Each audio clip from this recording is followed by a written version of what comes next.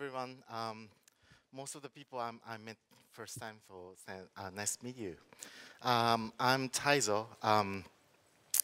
As the great introduction of the Nicole, by the Nicole, first of all, I'd like to tell that I'm so glad and so honored to be here, invited by the great people to be a part of the community. And I'm so excited to share my latest thoughts and what I've learned today. Let me introduce myself briefly. I'm the serial entrepreneur, and for the last 2 decades, I've been engaged in the very innovative tech-related startups scene to build a good ecosystem so that very innovative entrepreneurs could make it happen, make great things happen in a short period of time. Let me share my shameful photography first. It's more than 20 years ago. Actually, I failed entrance exam twice, and I studied a much longer time than the other students to entering in just entering into the university. So when I entered the university, I got totally weary of learning something, the boring things. So I'm heavily obsessed to playing a band, rock music, and so on. And after 3 years or so, I started struggling which way to go. So the graduation is coming, and I have no idea to work with a big company in Japan or government. Oh, that's terrible. So, but my life has been changed dramatically thanks to meeting one person, that guy, Jerry Yang, the founder of the Yahoo. And at the time, even he was pretty young. He's the PhD of the computer science in Stanford University. And then he was developing the search engine. And even the Stanford University in Silicon Valley, at the time, the search engine was too novel, too new. So he used a very interesting metaphor to explain what the search engine is. So he said like this. Search engine, making search engine is making an apple fall down in front of Newton. Now, I'm sure you can understand what it is. So, he predict, even at the time that the internet was very primitive, just a black screen and a character-based, no browser at the time, and just searching white papers and so on, and sending emails.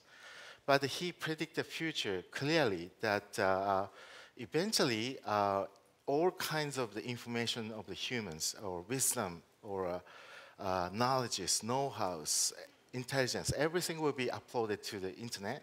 But without search engine, we can't find anything. So if we can't find anything and the right information or knowledges, that it doesn't mean that it exists. So he said to me passionately that for human beings, I like to create the search engine. It's not for money, not for privilege or renown, but I like to create this kind of useful things for human beings. And I was blown away. As a matter of fact, until that period of time, I couldn't find the purpose or reason or passions to which to go. And then I got the inspiration from him, and then I said to him that let me develop the Japanese version of the Yahoo. And then, oh, sure, let's do it. Why not? And then I didn't know what it is. So I started learning the programming from then. And then spending 6 months, we managed to launch the Japanese version of Yahoo in 1996. And I have involved more than 400 students around Tokyo. At the time, they are not using the emails. So I have to do manually that, hey, why don't you join to the development project? We couldn't send an email.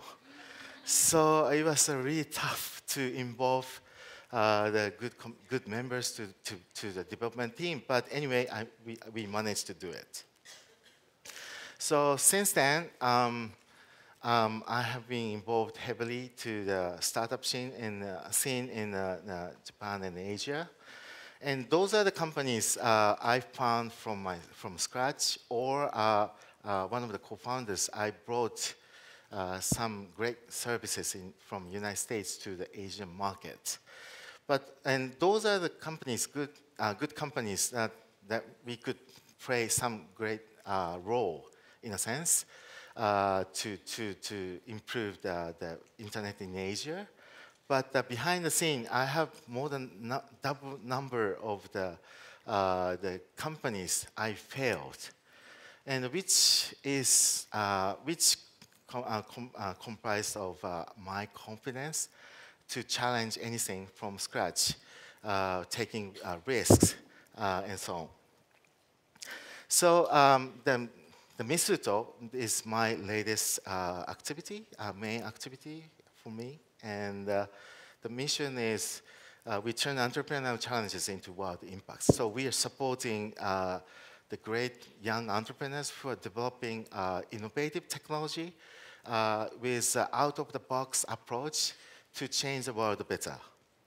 So we started in 2015, and then currently we are supporting almost 200 startups and also boutique venture capitalists to build a good ecosystem around the world among the very innovative entrepreneurs.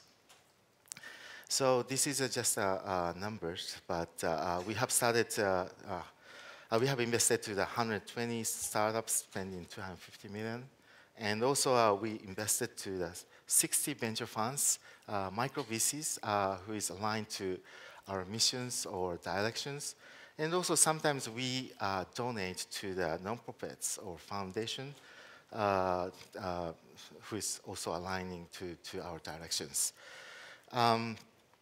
So I will show you some examples.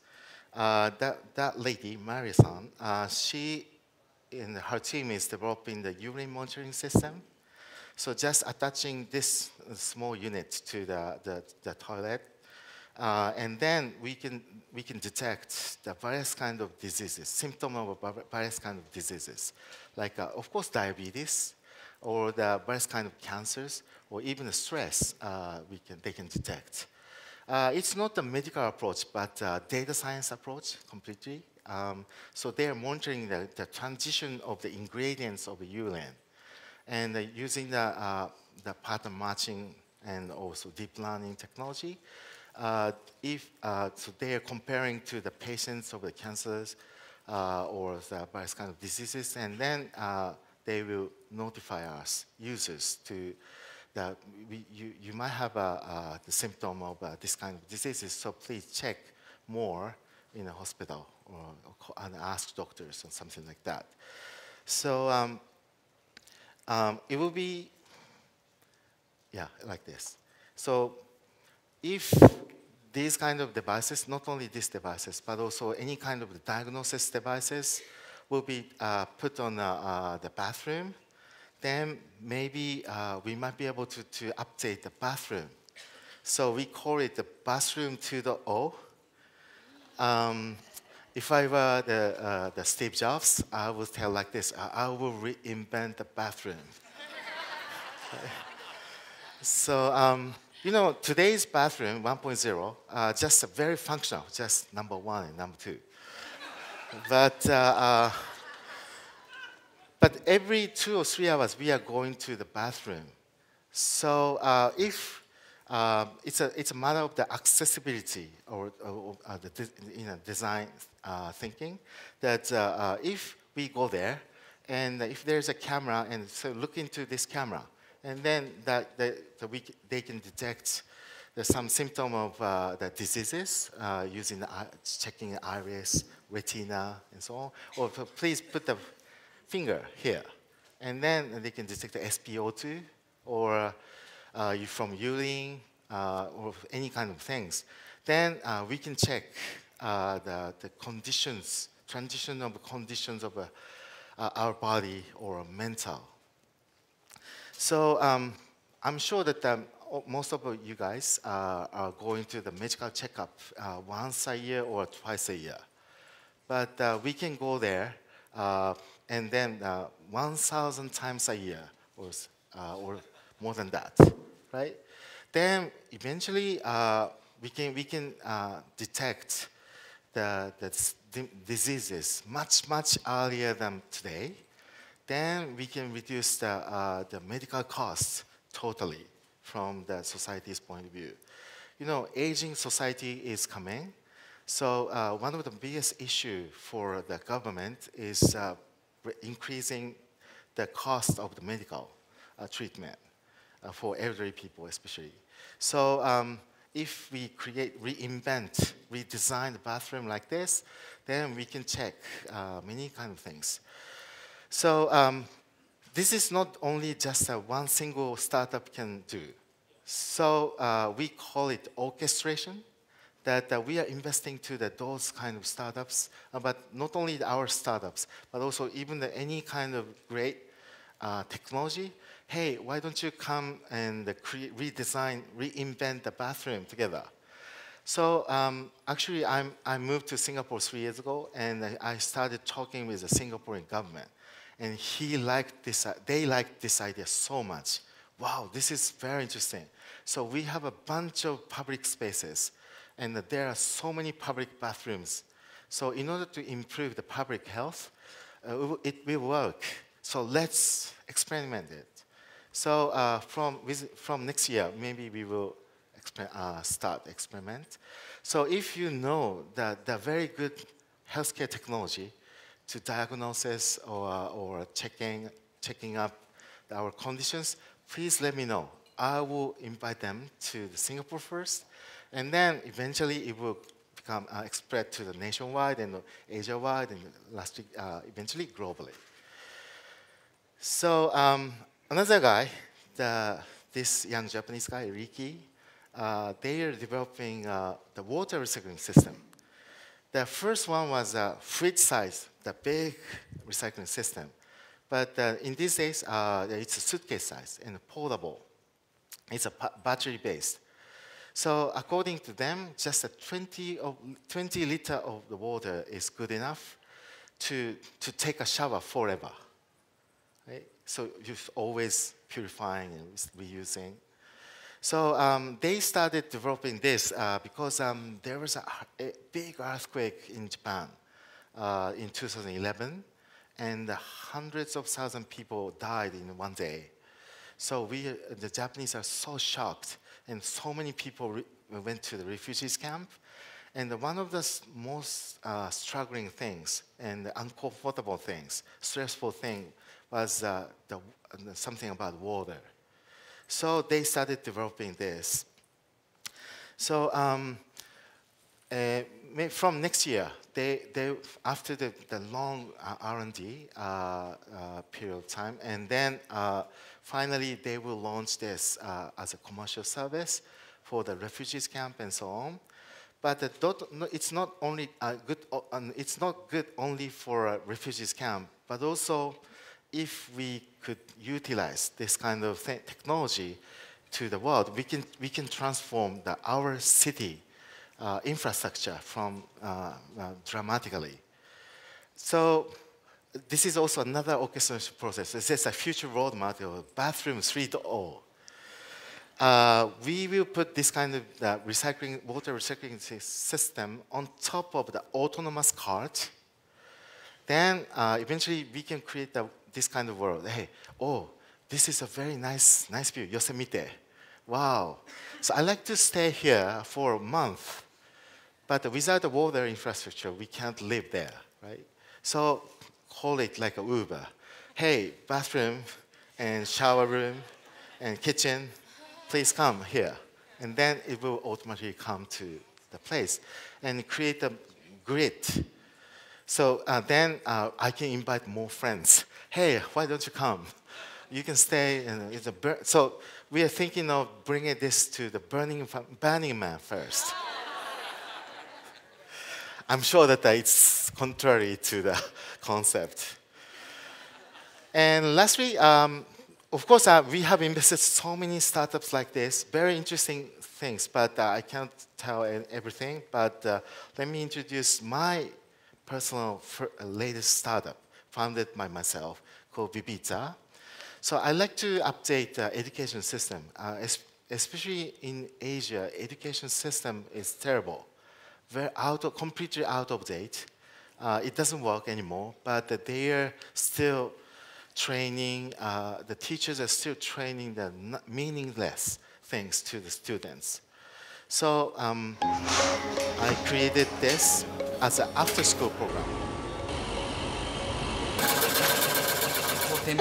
It's a completely free of charge. So any kids can come, and I don't call it an after-school program or school, but we call it Creativity Accelerator for the kids.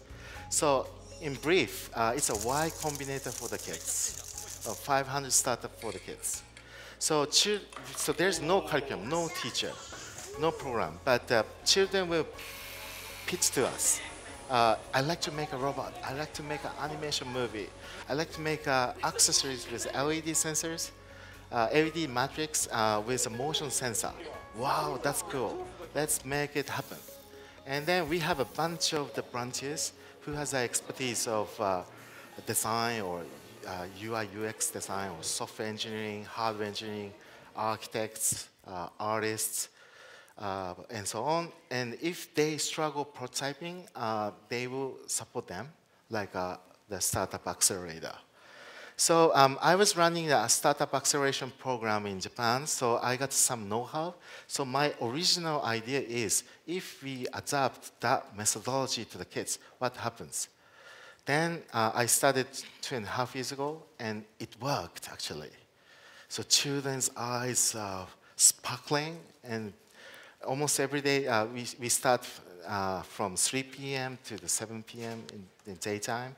And in the weekend, from 9 a.m. to the 7 p.m. And everybody's coming almost every day to make something very interesting things. So like that way, I like to, my passion is in to updating the people's life, or people's way of living, way of eating, way of working, and so on. But on the other hand, what happens if AI and robots are developed too much and too soon? Too much, not bad, but too soon, the very big issue, right? We cannot adapt to that such a drastic change happens in a very short period of time. So maybe we will struggle for the gap widening society. Actually, it has started happening already. The Thomas Piketty, the French economist, he, after the long research of the facts and evidence, and he made it clear that the capital increase always exists, is greater than the economic growth, which means that the red line is the wealthy people's asset, increased rate of the wealthy people's asset. And green line is the increased rate of the poor people's wages, the salaries. So the point is, regardless of the ideology, regardless of the society, it always, the red line is greater than the green line, except between the World War I and World War II. You know, World War I, World War II is a terrible disaster, kind of disaster, global disaster. So only those kind of period of time, the green line exists to the red line, but most of the time, more than 1,000 years, the red line exists, is greater than the green line. So he insisted that the regulation is the key, right? To moderate the gap. But well, yeah, of course, we should regulate that kind of things. But I'm an entrepreneur. I don't like regulations. So I started thinking that in a different way, how to solve the gap-widening society. But without those kind of efforts, it's a George Orwell's 1984. Maybe you know well. But the Big Brother will come. And actually, Big Brother is already watching us in China, especially in China. So I heard that the 2 billion cameras have been already installed in a society and always monitoring. And social credit score, cashless society with a social credit score, with AI. So it's a kind of gentrification, but not just a gentrification. The government controlling the behavior of the citizens. So basic income is heavily talking among the people in these days. But AI is, in a sense, very suitable for controlling government to control more. And on top of it, if they bring the concept of the universal basic income, it will become terrible things. Cashless, and the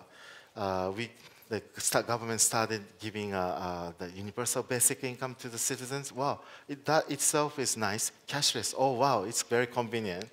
And AI controlling, more efficient to operate the public services. But cumulative efforts will be terrible. We cannot resist to the government or any kind of big organizations. If we do it, hey, I will stop your bank account, and hold up. We cannot do anything, right? So I think in order to resist the Big Brother's control, so if I believe that it will be happened eventually, not only in China but also any countries in the world, especially in the Asian countries. Compared to the Europe or United States, the Asian people haven't experienced to get the human rights to make to fight with the government or to be independent from the colonized country. So in Europe there are some hundreds of years of a tradition to get the human rights as a basic rights, fighting to the government or the kingdom and so on. But in Asia, less experience about it. So the citizens in Asia, they will accept easier than the other area. So I'm worrying about it so much. So in order to avoid the Big Brother's control, I believe that the concept of the human autonomy is important, the key. The human autonomy is, AI is good for controlling the government to control the society, but on the other hand, AI is also it will be the powerful tools for the individuals like us to empower our rights or enhance our capability or skills. So we should utilize those kind of latest technology, advanced technologies, to enhance individuals, empower individuals. So that's the key concept for us to support or not. So tentatively, in this I started telling this kind of things as tentatively called a superhero tech. Physically and mentally sound people, if we put it as a criteria of 0, and then the man with a cane or man with a wheelchair, they are a little bit minus. So the technology, for example, the wheelchair or the cane, smart cane or something like that, or the earplugs, the hearing aids for the hearing impaired people is one of the solutions. But that's a solution just to catch up to the regular people, to the 0. But I like to tell that if we put the criteria to the superhero level, everybody have to goes up, and then there's no discrimination, no difference. So I like to start. I started scanning this kind of technology to enhance our capability. So this guy, he's pretty young, but the doctor, he is developing an interesting technology called wave control technology. Holographic whisper. We employ an ultrasonic phased array as a holographic acoustic generator to focus ultrasound at arbitrary three-dimensional positions. This sound point method enables us to control aerial audio distributions more flexibly and more precisely in comparison with conventional superdirectional loudspeakers. These point sound sources can deliver private messages or music to individuals. This suggests various applications combined with conventional interaction methods. So this is just an example of the core technology. So not only that's the ultra-pointed speaker, but also they started developing the ultra-pointed microphone attached to our ear. So for example, if I like to talk, so 100 meters from there, the two guys are talking something, but I can't hear. But if I concentrate to listen, and then so detect the movement of the muscle and the calculating the focal point, and then that microphone started listening it by concentrating that point, and then eventually we might be able to listen, right? So that's a superhero skill. So like that way, we started. It's still most of the technology are still research level. But we started scanning, not only just investing in a commercial startup, but also we started providing the scholarship or the grants or donation to the researchers who are developing these kind of things.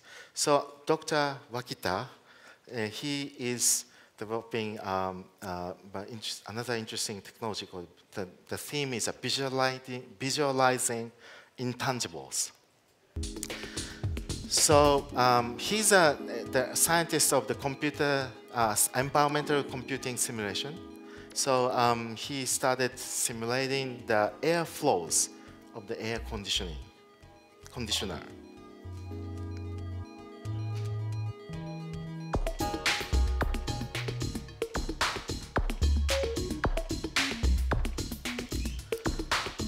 So he has a good sense of technology to simulate these kind of things, but also he's a great artist.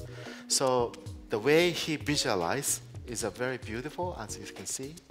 So at a glance, oh, this airflow is really beautiful or not, we can detect at a glance. So it will be affected to the industrial design from now on. So most of the product design will be based on the philosophy or concept of the functionalism or the ergonomics or something like that. But for example, we will design the chair or sofa based on the airflow like this. Right? We cannot see the airflows, but we might be able to create using this kind of simulation model. We can create a optimized design chair, using this kind of, so that the airflow will become very beautiful. Or Ebara-san, he's the artist, and together with him, we started the lab called Holiness Lab. We started researching the holiness.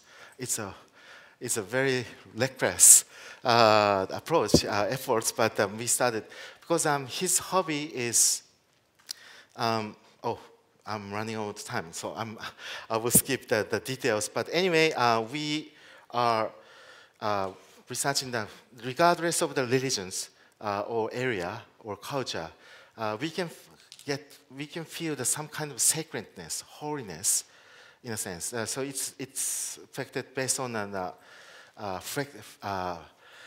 spectrum of the light or flexibility of the sound and so on. So So in the Oriental world, it's called feng shui or fusui in Japanese. So the Asian people are take these kind of things more important than the Western world to move to the new house or interior design and so on.